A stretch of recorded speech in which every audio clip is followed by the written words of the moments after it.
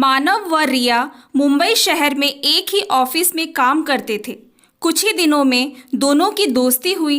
दोस्ती गहराती गई और कब प्यार के खूबसूरत एहसास में बदल गई पता ही नहीं चला। दोनों बेकरारी में जल्द एक दूसरे से शादी करना चाहते थे। ऋचा का कोई भी नहीं था क्योंकि वह अनाथ थी। मानव के घर में मानव का एक बड़ा भाई सोहम, उसकी भाभी आरती और एक बहन राखी थी। राखी शादीशुदा थी, वह अपने पिया के घर की हो चुकी थी। मानव के माँ बाप का कई साल पहले देहांत हो चुका था। मानव के भैया भाभी ही शादी के सारे काम की जिम्मेदारी बखूबी निभाते हुए मानव ऋचा की शादी बहुत ही धूमधाम से करते हैं। ऋचा शादी होकर रंग बिरंगे सपने संजोए अपने इस नए घर में आ गई। दोनों भाइयों और देवरानी जिठानी की खूब अच्छे से निभ रही थी। ऋचा ने सभी का मन मोह लिया था। उनके परिवार में बहुत ही एका और सामंजस्य था। वैसे तो मानव बहुत ही समझदार था, पर यदि मानव कभी कुछ बचकानी बातें कर भी दे जिससे सोहम को ठेस पहुंचे तो ऋचा उसकी गलती को संभाल ले। उसकी समझदारी से घर में सभी के बीच प्यार की मोहक मिठास बनी हुई थी। सोहम बड़ा भाई होकर मानव को नादान समझकर उसकी गलतियों को अनदेखा कर देता था। ऋचा की शादी के कुछ महीनों बाद ही आरती गर्भवती हो गई। ऋचा उसको समय पर खाना, फल, जूस इत्यादि इन सब चीज़ों का बहुत ध्यान रखती थी। घर के कामों के साथ साथ वह आरती का एक छोटी बहन बनकर पूरा ध्यान देती थी। उसे काम भी नहीं करने देती थी। तय समय पर आरती ने एक सुंदर और स्वस्थ बालक को जन्म दिया। सब लोग बहुत खुश थे। बच्चे का नाम आदि रखा गया। आरती की माँ बच्चे के लिए अपने हाथ से बनी हुई बिछाने, कपड़े, चादर तथा खिलौने, फल, मिठाई, शगुन का सब सामान व आरती के लिए भी गोंद के लड्डू, ड्राई फ्रूट्स और भी जो जो चीज़ें एक नई माँ के लिए ज़रूरी होती हैं वो सारे सामान बड़े शौक से लेकर आई थी, जिससे आरती जल्दी स्वस्थ हो जाए, क्योंकि बच्चे को जन्म देने पर माँ का शरीर बिल्कुल टूट जाता है। डिलीवरी के बाद जच्चा का विशेष ध्यान व पोषण का भी ध्यान रखने की ज़रूरत होती है। आरती की सास नहीं थी तो माँ ही सारा सामान लाई और आरती का ध्यान रखा।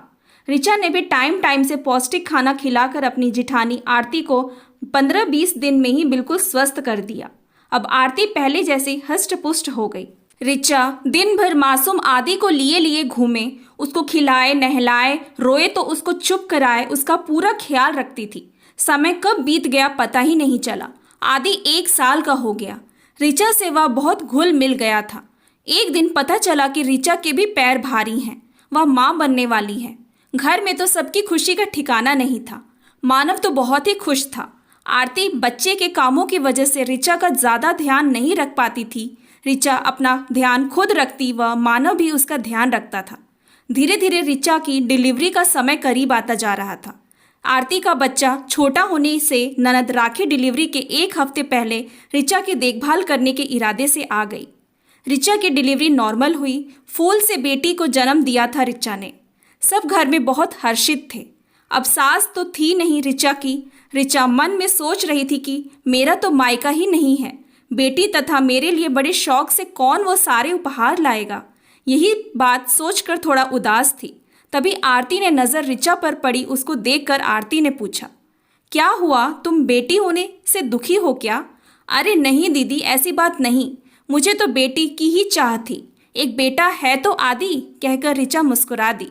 तो फिर? ऋचा भारी मन से बोली। आरती भाभी, आज इस खुशी के मौके पर भी एक बात खल रही है कि मेरा कोई मायका ही नहीं है। यह तुमने कैसे कह दिया? ऋचा व आरती को यह आवाज़ घर के दरवाजे की तरफ से आती है। दोनों कौतूहल से उस तरफ देखती हैं और वह आरती की मम्मी को ढेर सारे उसी तरह के सामानों के साथ प्रवेश करते पाती है जैसा कि वह आरती के डिलीवरी के समय लेकर आई थी। वो उतना ही सब ऋचा और बच्चे के लिए लेकर आई है। दोनों का हृदय आश्चर्य मिश्रित खुशी से झूम उठा। ऋचा तो यह सब देखकर अपने आंखों से छलकते आंसुओं को ना रोक पाई। अरे मम्मी, आप? हाँ, तो तू मुझे बस यूं ही मम्मी बोलती है? नहीं नहीं मम्मी। अरे बेटा, मेरे लिए जैसे आरती वैसे ही तुम, कहकर ऋचा को अपने गले से लगा लिया और प्यार से झिड़कते हुए बोला, खबरदार, अब कहा कि मेरा मायका नहीं है। आरती के साथ साथ मेरा घर सदा के लिए तेरा भी मायका है और वह रहेगा। आरती वहीं खड़े खड़े अपनी माँ और वह अपनी बहन समान ऋचा के स्नेह को देखकर भीगी आंखों से मुस्कुरा रही थी। Thanks for watching. Please like and subscribe my channel.